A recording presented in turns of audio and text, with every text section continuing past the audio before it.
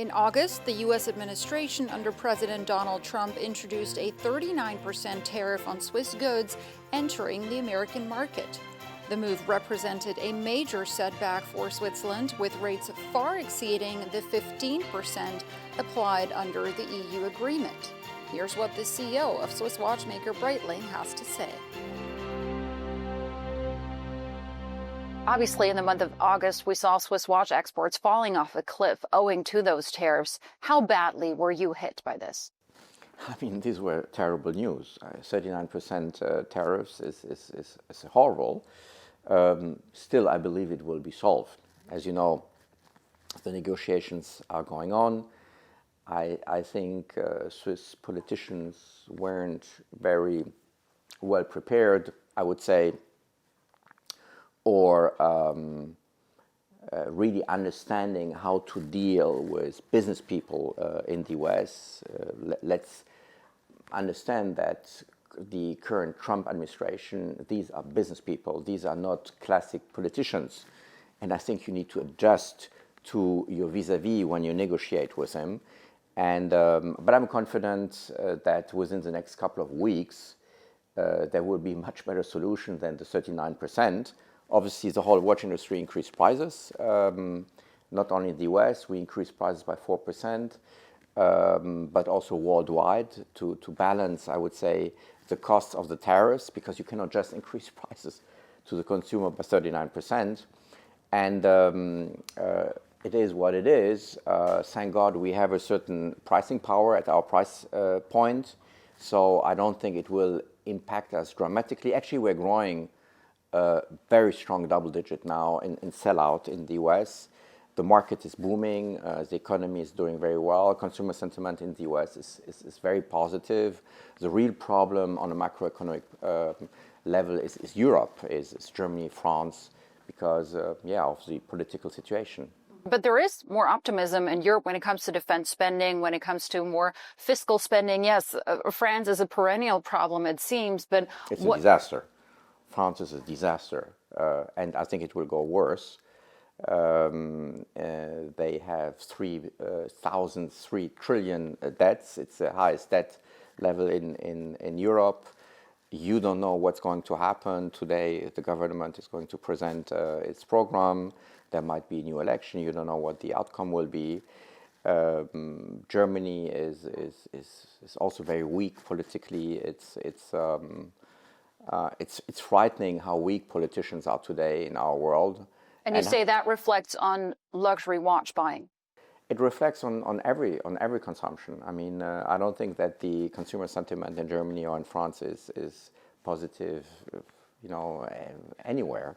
So, but we have a clear failure of politicians at this moment in time, I would say. Let's talk about China then. This is not a huge market for you, contrary to what one might think. It's only, I think, 4 to 5% of your revenues. Still, what you're seeing there, does it give you... It's more positive. China became more positive over the last couple of months. I'm surprised. But I think the downtrend stopped, stabilized. Actually, we're growing in China, as you rightly said, at a low level, but we are growing.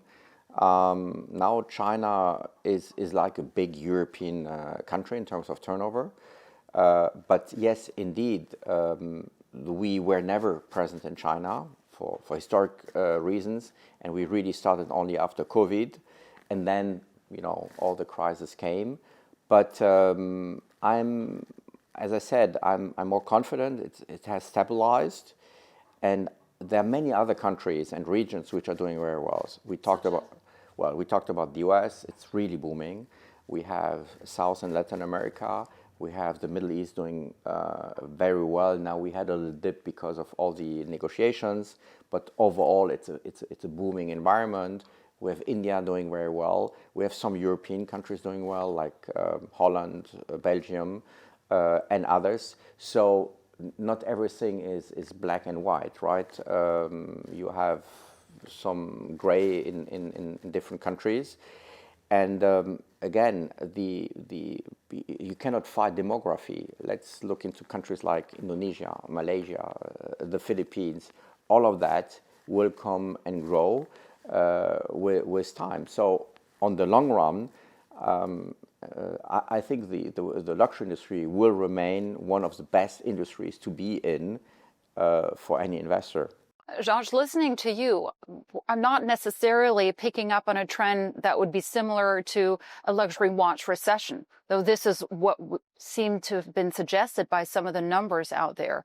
Is that something that you're simply seeing just in some parts of the world, but overall it's a more mixed message?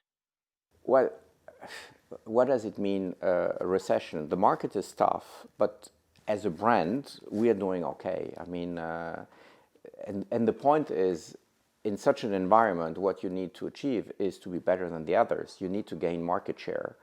So yes, you have brands, going down dramatically, but you have many, many resilient brands out there.